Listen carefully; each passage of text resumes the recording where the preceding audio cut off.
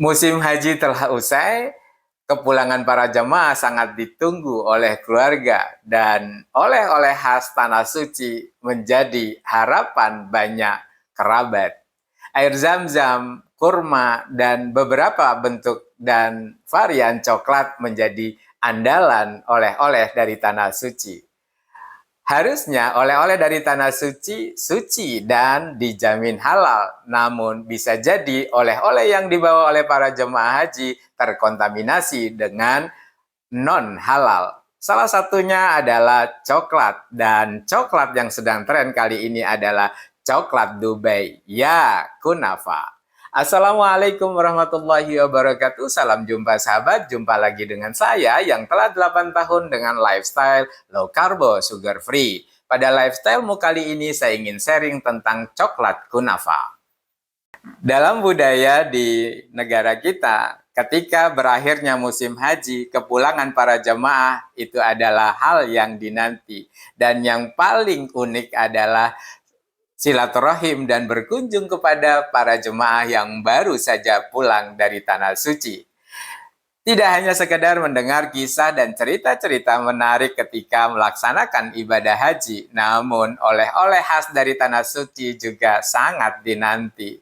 Berbagai macam oleh-oleh yang dibawa oleh para jemaah haji umumnya adalah air zam-zam, kurma dengan berbagai macam variannya, dan yang tidak ketinggalan adalah coklat. Dan saat sekarang coklat yang sedang tren adalah coklat Dubai, ya coklat kunafa. Harusnya di dalam pemikiran kita bahwa oleh-oleh haji adalah halal. Seiring dengan trendingnya coklat Dubai, bisa jadi tahun ini oleh-oleh yang banyak dibawa oleh para jemaah haji kita dari Tanah Suci adalah coklat Dubai. Coklat khas Arab ini trending. Walaupun sebelumnya juga ada coklat kerikil yang kita biasa sebut sebagai coklat Arab walaupun diproduksinya di Turki. Nah, coklat kunafa atau coklat Dubai ini akan menghiasi meja kediaman para jemaah haji kita. Dan ini akan menjadi pilihan terfavorit daripada tetangga dan kerabat yang mengunjungi dan bersilaturahim dengan jemaah haji kita. Tapi sadarkah sahabat-sahabat bahwa kemungkinan besar coklat kunafa yang kita konsumsi telah terkontaminasi oleh non-halal.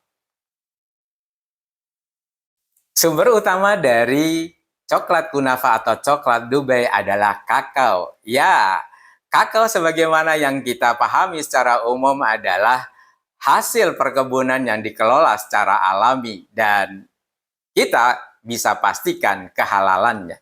Namun keterlibatan beberapa komponen seperti emulsifier, perisa, dan gula untuk kepentingan kelembutan, kekokohan, dan ketahanan dari produk coklat ini umum digunakan.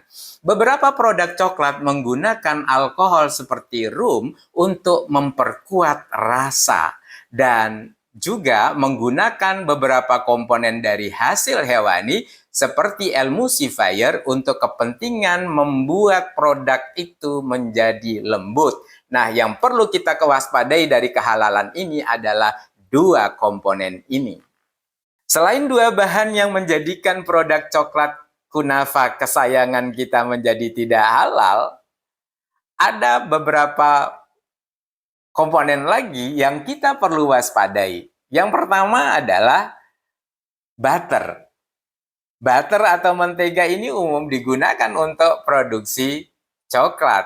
Dan yang perlu kita waspadai adalah butter yang berasal dari hewan yang non-halal dan hewan yang tidak disembelih dengan cara syar'i.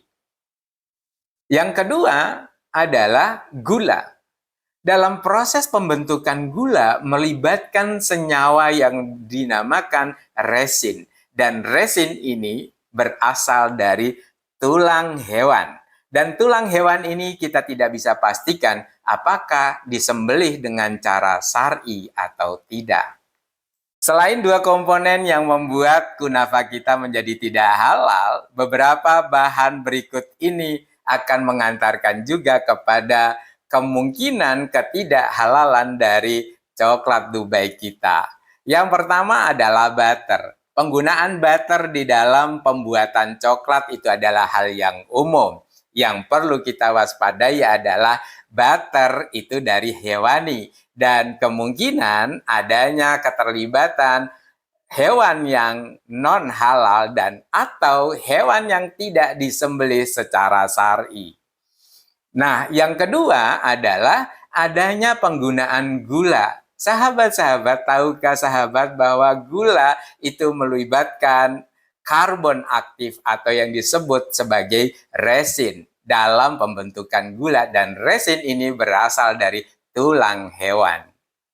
Dua hal tersebut di atas, coklat kunafa juga ada keterlibatan tepung terigu. Tepung terigu sebagaimana yang kita ketahui berasal dari gandum, tapi proses diversifikasi gandum menjadi tepung itu melalui banyak proses dan tahapan, dan keterlibatan unsur folat, zat besi, vitamin B1, vitamin B2 ini juga ada keterlibatan unsur-unsur hewani.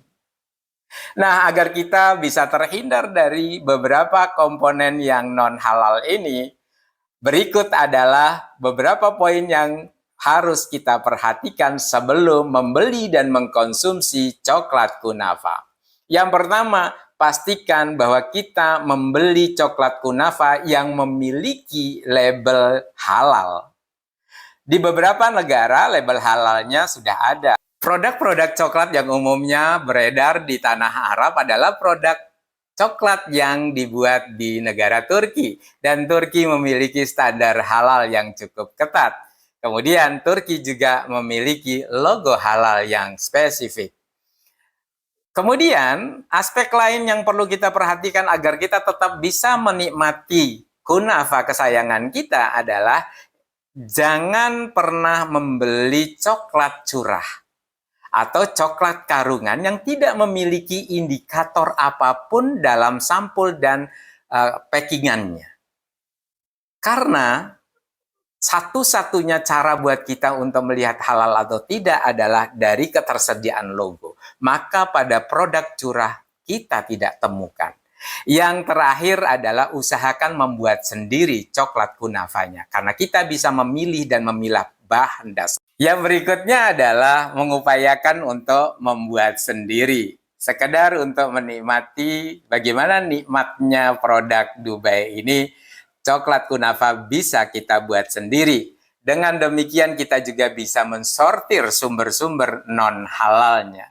Yang terakhir, untuk bijak dalam mempertahankan lifestyle kita, halal lifestyle kita, maka ya hindari saja mengkonsumsi coklat impor dan coklat oleh-oleh haji ini.